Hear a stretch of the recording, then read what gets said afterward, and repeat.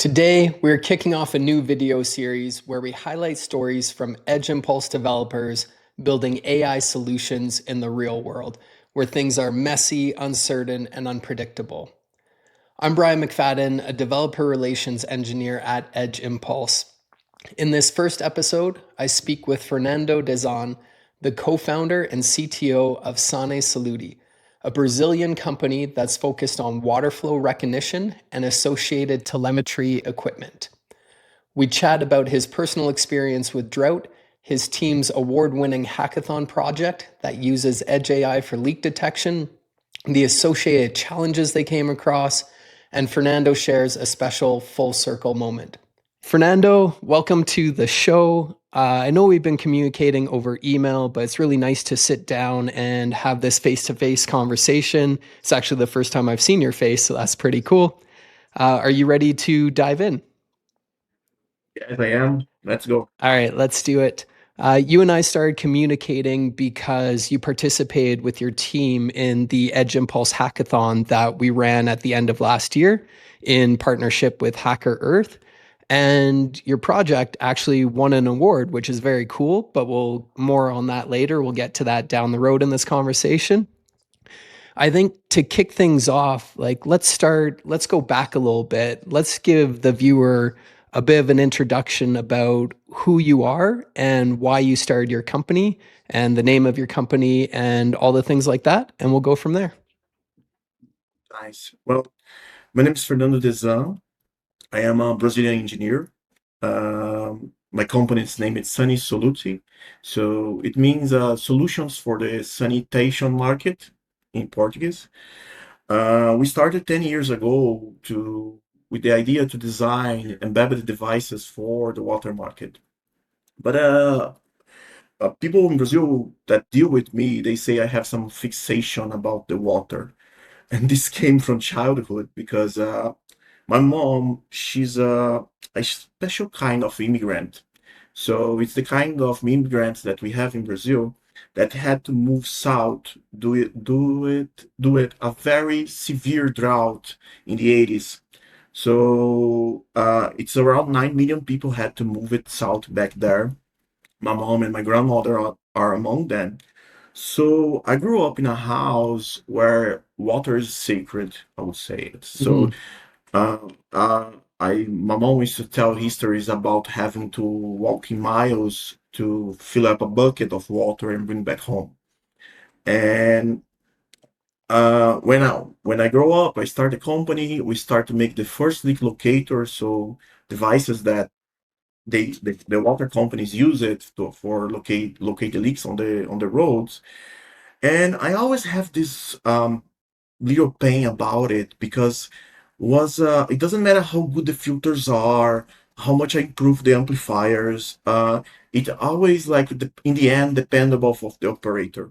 So if you have a guy with good ears, he would catch a lot of leaks, and if you have a guy with bad ears, he won't do it. And the difference was so it was hard to actually see the difference. You give the same device for different operators and you have different results, and they are all tied to to that guy experience. And the Brazilian water companies, they lost around 40% of the water that they treated. Significant. So yes, it's a huge number. We are talking about all kind of problems, not just the economical ones.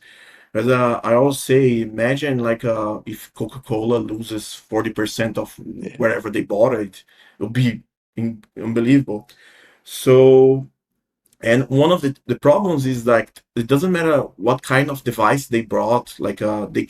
There is some AI that detect the leaks by satellite now, but it only detects the leaks. It doesn't locate it. So in the end, it's boots on the ground and a guy with a device. Is the end is that. So by around 2020, I brought this book where I have my first contact with Edge ML, TinyML, uh, and I start to look deeper in that. And was very hard because I didn't understand anything. Like, I mean, I Yeah. was reading the book and Jesus Christ, this is very confusing. Why? How? I remember to be surprised that, okay, so I don't need to use a if loop anymore. The model will decide and not like where I put the limits. Like, okay, if the signal is above 100, mark as a leak. And that was a very it has to change your mindset about how you code in the end as well. Yeah, it's definitely a different approach where you're no longer thinking about thresholds and you're letting the model decide based on its training data. Absolutely a different mindset. Yes, even my team, the other engineers here, uh, they got more and more excited about the AI because I'm leading this. But I have those old senior guys that they kind of stuck on that. Like, Hmm. he wants to see the numbers. Like, why decided that this is a leak and why decided it's not? And I say it's a neural network. We can maybe open the model and see it, but it's not like that. So I think, the end of October that a email came up, and it was the invitation for the hackathon. Hmm. And when I told my team, I have two teams here. One is financial by the federal government through a grant, and I have this second team that I'm putting together that are most new guys from the local university. And so it's me, Kyle, Alex, and Andre. Alex and Andre, they are still in the university. Kyle is just graduate himself. And this is a good thing because they are more AI friendly. Like they have a more of open minded about these things. So when I told them, look, there is this opportunity for a hackathon. Me personally, I never participated of a hackathon before. So I told them that there is this opportunity, and we've been discussing this idea of try to classify leaks with some embedded AI model. And it was, I told them this is a very good opportunity. We've been like checking Edge Impulse website. I had made the initial setup there, checking the idea and everything. And I think that was the reason why I received the invitation. Hmm. And but I think what mostly make us want to participate was it's not every day you can have guys like Dan or Mark reviewing something you are doing for free. So like I told them, look, we can do a model and we send to Dan, and they we will get free opinions about that. That's amazing. Yeah. And I was go going ahead. to say absolutely. Maybe before we continue on, I'll just do a brief recap there. So, your company is Sanesoluti, which is sanitation Yes. solutions in Portuguese, and you're a Brazilian engineer that has a history with water and drought. So, this is particularly meaningful for you to solve these solutions because, or to solve this problem with novel solutions, because the Brazilian water treatment, you're losing 40% of it due to leaks. And is that leaks just in the pipes in the ground, or are there other locations that you're losing the water? Normally, this is a general number. Yeah. It's really hard to separate what's the leak and what's not a Hmm. leak. But it can be stolen water, um, wasted on treatment. But normally in the contracts we see to handle leak locations, this is around 30% is still real leaks, like water going underground. Yeah, which is a significant number. So in past, the way this was done was highly specialized technicians who would use certain devices and some auditory equipment to listen for leaks. But as you said, you were getting very different results based on the technician looking at the same thing. So this led you, even as early as 2020, you started looking into some Edge ML solutions, and eventually led you to this secondary team that has been exploring these solutions.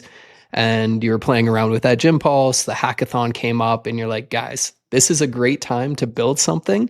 And as you said, to get feedback from people like Dan and Mark and have that interaction as you build, that is fantastic. So let's dive into the actual build. And I mean, I won't spoil it, but I know you were out of the country at the time, so maybe jump into that story a little bit and how that went and the challenges that you came across in building your solution.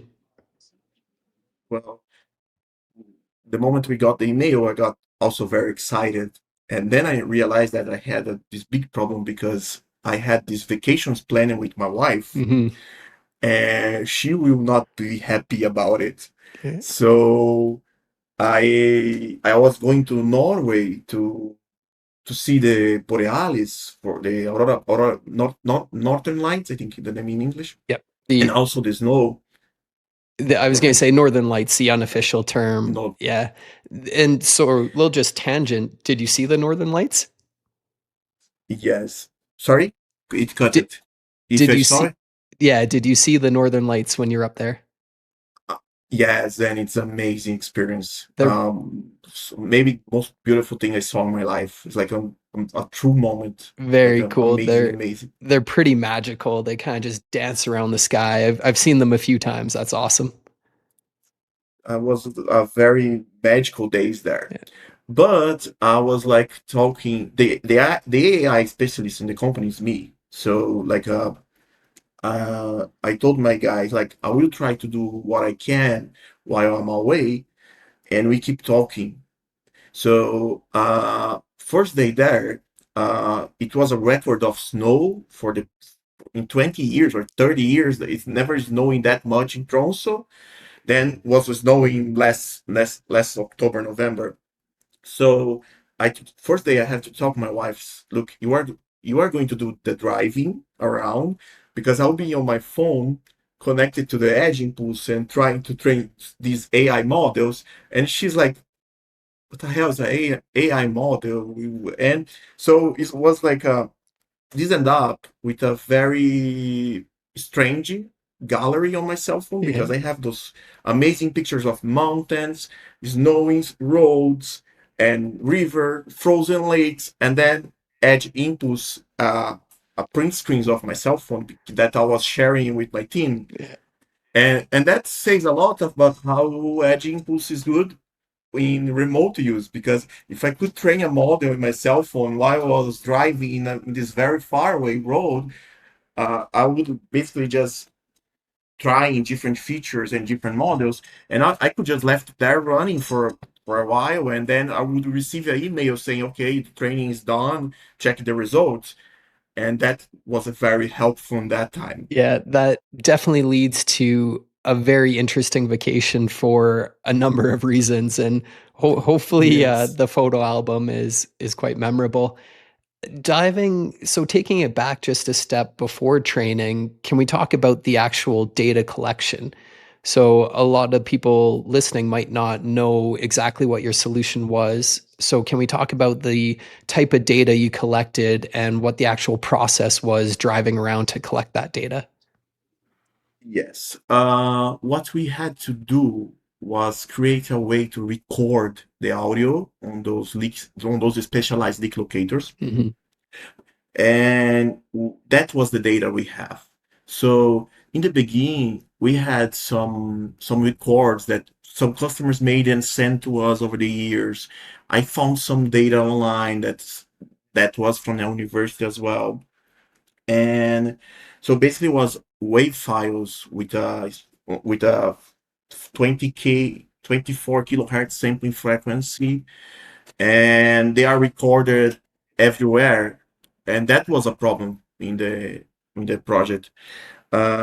It's very important that you know how your data was collected. Well, I would say it's very important to have the most possible information about your data, because if I'm not sure if it was recorded a day or a night, Hmm. that makes a difference because the background noise it's is very has a lot of impact. Hmm. Those leak locators they are kind of microphone that's put it on the ground.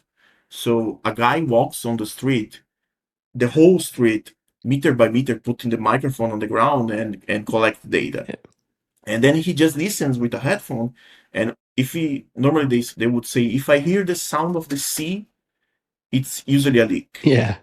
But you see how vague is that? Yeah. Like, but that's what the guys normally say. Okay, so So just to interrupt you for a second, so I might have had the wrong mental picture. I had envisioned you in Norway with the leak detector driving around the roads and collecting data there. no. No, but it sounds like you already had the audio files from these specialized leak detectors. And the traditional method is a technician listens to those files and makes a call if it sounds like the ocean or not. And now you're Yes, but adding intelligence to that. yes, and that's come why Edge AI is so important for that. What happens is that he doesn't listen to the audio later. He needs to listen that moment Mm-hmm. because he knows geographically exactly where he is. Yep. Because if they record the audios and send to somebody and say, okay, this one is a leak, they will need to return to that street to to search again. Mm-hmm. And also, it's not like you jump it and there's just one position in that street that has a leak. Mm-hmm. You have to walking around and search for the clearest noise for the leak. Once you found the leak, so is that is also a complication. So in the middle of these, we figured out that our data was just too clean. Like we didn't have normally our customers when they go record something for us, they would say they would go at night to the best moment, the quietest place possible. And then when we after we have the first model training with good results, you go to the field and you have bad results. And then we start to figure out what the hell is going on. Like a so we check the FFTs from those audios, and we realize that we are too clean. We just don't have enough noise on the Which samples. is an interesting So problem that maybe people new to ML don't consider. But your data, it all starts with data, and your data really needs to represent the real world environment where you're going to be running the model. So, as you're saying, you don't necessarily want pristine, crystal clear data.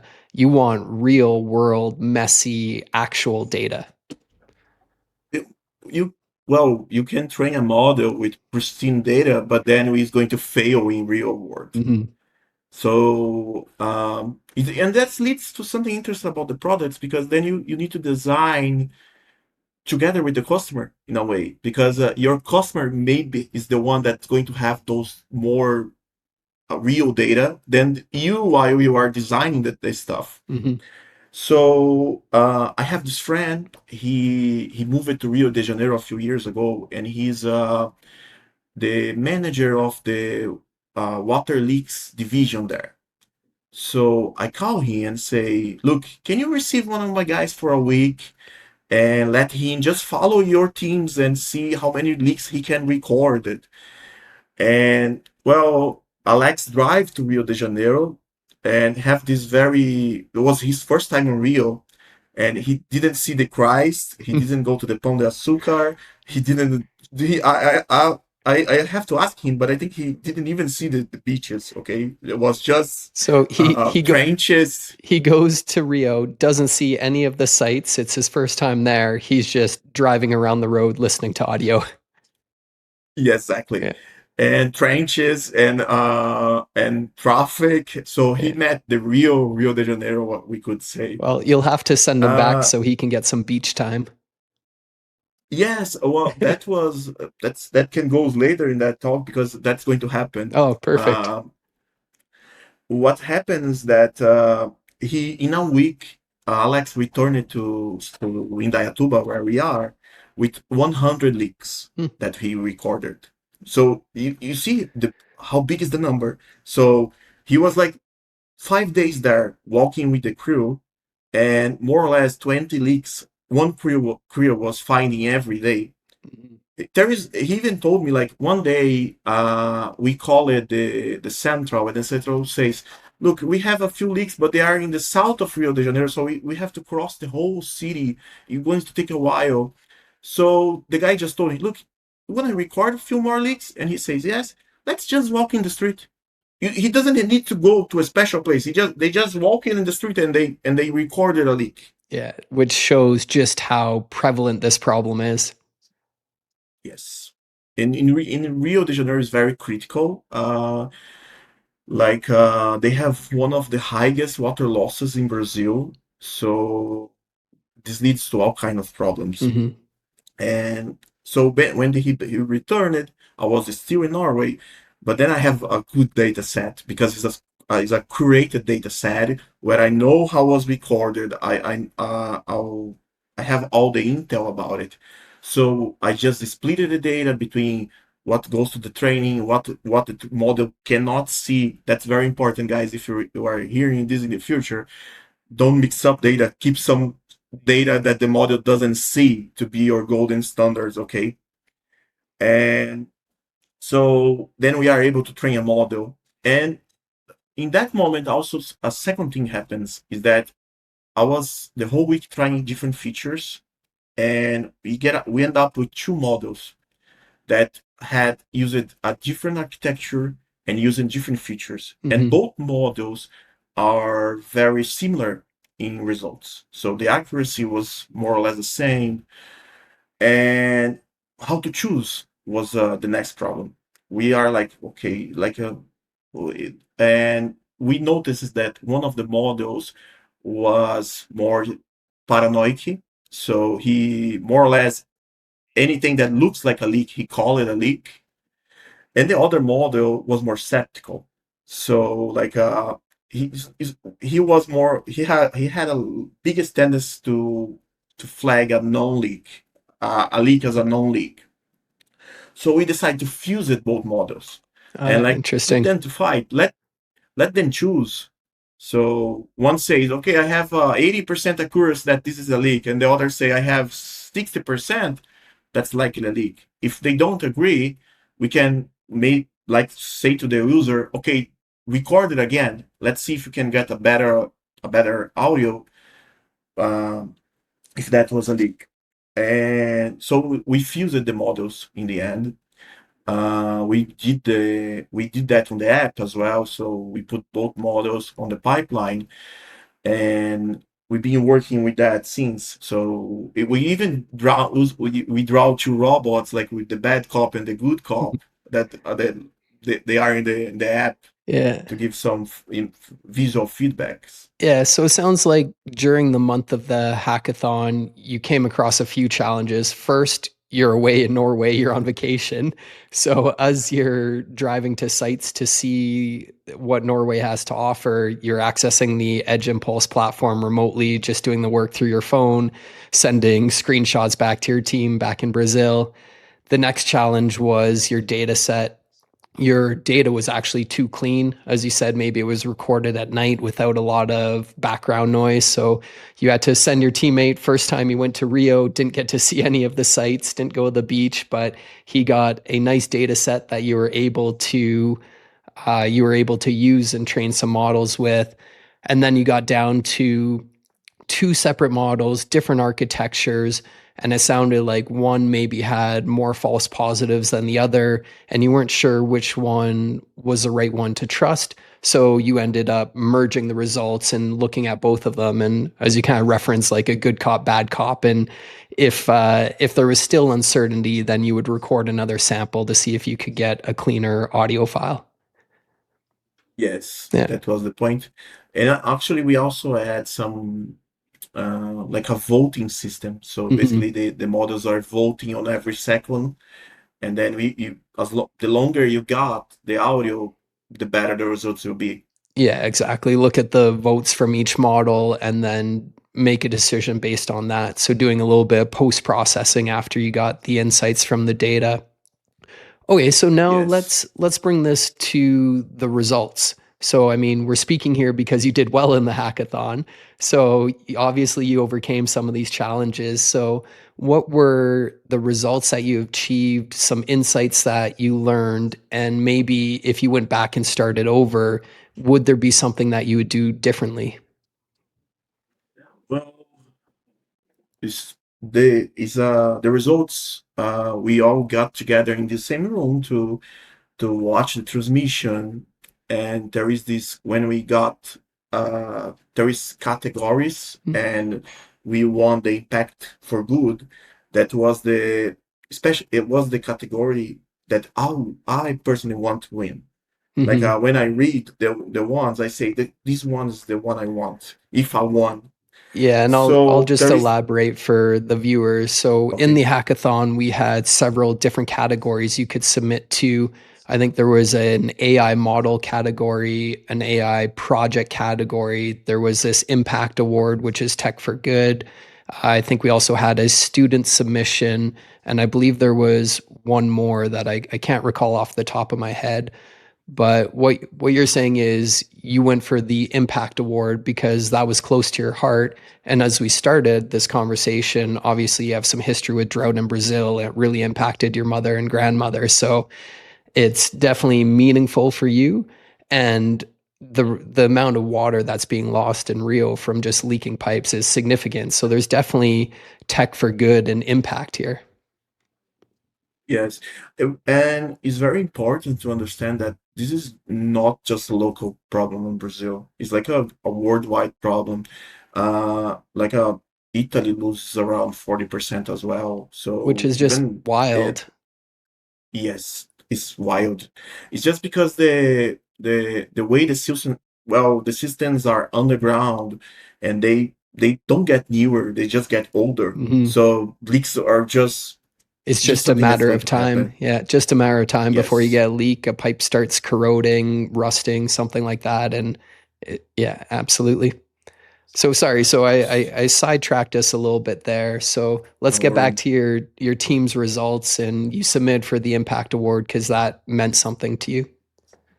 Yes, we work it until the last minute, really. We are like checking the time zones to make sure we are not losing the deadline, Mhm. because we want to see sand as ready as we can in that time. So I returned to Brazil, and we worked the Saturday, the Sunday, because I think the deadline was on a Sunday. So by the end of Sunday, we have something more or less really ready, and we submit it, and then we have this the day of the announce. We are very anxious. The whole team was, because we Absolutely. knew that the yeah we knew when you in your heart that you did a good job. So we are like we say I was not sure that we are going to win, but I knew we are running You we are top running on that, yeah, you're proud of the work you submitted. Exactly. So we are there is a video that where we are after we got announced as the winners, and we are screaming like maniacs, and that is after we get calm, Yeah, because I haven't we seen did. the video, but I think I'll have to go find the video and add it to the end of this episode here. Yes, we made a lot of noise that day, because we Sanesoluti is a factory, so Mhm. we have about 40 employees now. And like everybody in the downstairs were like, "What the hell is happening upstairs? Why all those noise?" And we are like just cheering up Yeah. because we won. And what I can say, you need to be very careful with your data. Like even before jumping to features, before jumping to models, check what data you have. Mhm. Check how much you can trust it.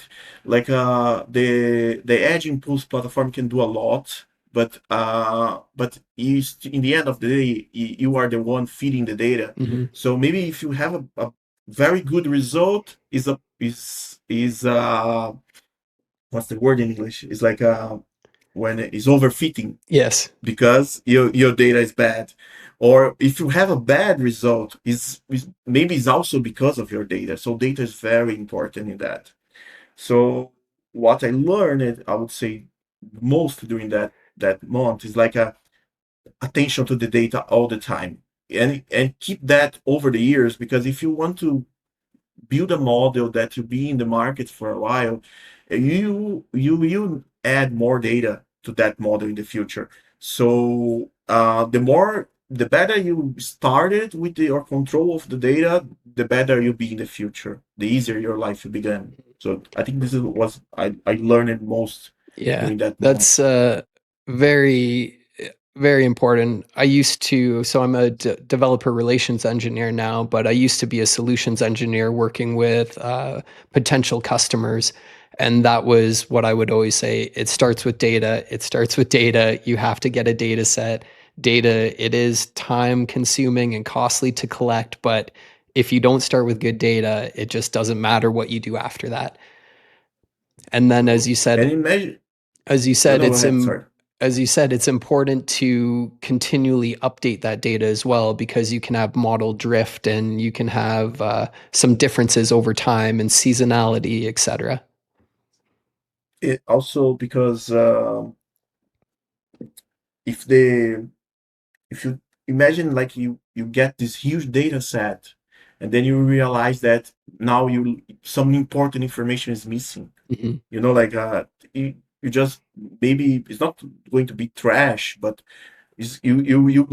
be hurting your project during the whole life of that. Yeah. All right, excellent. I think that's a great tip. And I think I'd like to wrap up now, but one thing we didn't touch on is your full circle moment from 2020 to Yes. the Hackathon Award. So maybe let the viewer hear that kind of fun little story. Well, during the announce of the prize, Dan was the one doing it. So after that moment, I didn't realize that, but after it was finished the announce, I go to the LinkedIn webpage and I was like saying thank you on the for everybody that participate. I did it also on the Discord, and then return saying also he really liked our project. The way he explained it, the way that we fused the models, he was very he was very I was not surprised, but he really liked that idea. And I when I saw his full name, I was like, I know this guy from somewhere. What where is this guy come from? So I put his name on the Google, and it leads me to the Amazon website. And then I accessed one of his books, and it was marketed. You brought this book back in 2020. So in that moment, I was crying. Really, I cried because I kind of have a full circle. Like from the moment I start that journey with AI, where I could not grasp the knowledge from a book, to the final moment where I was blessed enough to be cheered up by the guy who wrote the book. That was an amazing moment. I That think that is that's very one of cool. the nicest moments. Yes, Yeah, yes, was. going from a moment where you're reading a book and, like you said, kind of bashing your head out against the wall, trying to understand this new technology and grasp the concepts, to then, I mean, it's a few years later, but then to be awarded an impact award by the author of that same book. That's very cool. Yeah, that was a true moment. I remember my brother is my partner, co-founder of the company, and he called me doing another subject, and he was like, why are you crying?" And I was hard to explain because uh, even to even to us here, to the people on my team outside my PND team, they are not like they didn't realize how big this is. Like Hmm. running against teams of all over the world and being evaluated by the guys on Edge Impulse and winning the prize is a very big thing for an engineer. So that was I got emotional. Yeah, as understandably so. Well, Fernando, I really appreciate you sharing that story and the information about your project and your company and a little bit of your background. And I'm really looking forward to see where this project goes as you continue it. And I'm sure we'll stay in touch. And in the future, we can do an update episode. Yes, well, just telling you, Brian, we signed a deal with the Rio de Janeiro Water Company, where we are going to do a proof of concept during 3 months with them, with these devices, and see how well they will behave on larger scale. Yeah, and that was good. That was nice. yeah, that's amazing. Congratulations on that. And Thank let's you. talk in a few more months and see how that project goes. Sure. That was All nice. right, Yes, Fernando, we will. it was a Thank you, pleasure. Brian. Cheers. Yeah, thank you for the Me time. too. Thank you. All right, Ciao, bye-bye. ciao.